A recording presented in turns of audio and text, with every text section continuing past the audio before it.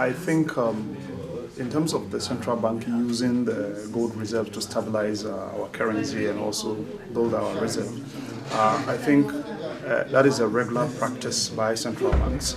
Gold is a reliable store of value and also a hedge against inflation and all that. So a lot of central banks do that. And in our particular case, being very rich in gold resources, I think it just makes economic sense that we take advantage of that, particularly as the world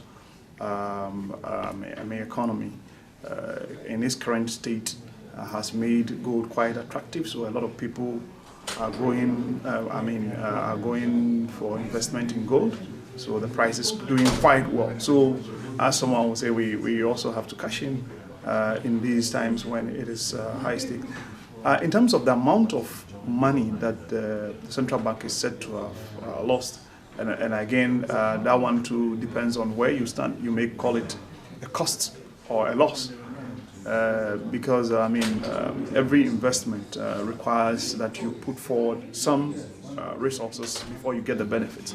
So if we have incurred a cost of $214 million and we have been able to accumulate 10 billion, I say it makes a lot of economic sense given the multiplier impact of what the central bank has done. You see it is its impact on the economy.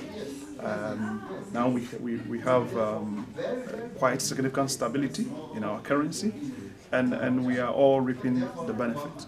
I think going forward, the question is what mitigative policy actions that the bank is going to take in order to avoid incurring a lot more of that cost, because the current direction that you are taking is a deliberate policy to buy gold at a premium price in order to discourage the smuggling of the gold. And now that the structures have been put in place and the local gold producers and sellers have built that confidence with the gold board, I think we can come to common terms to agree on what level of discount will be good for both the gold sellers and the gold board, so that we don't continue on that path. And I'm also very glad that Dr.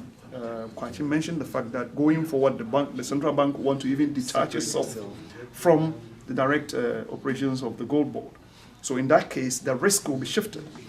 We can then attract private sector to put in their money, because it's in the same economy anyway. And when they get the reserve, it will all be circulating within the same economy. You understand? Because the banks don't keep their reserve. They reserve it with the central bank in any way. And since the central bank has that regulatory function and authority, I think they will be playing within that same sector, and we can still maintain the stability that we are seeing.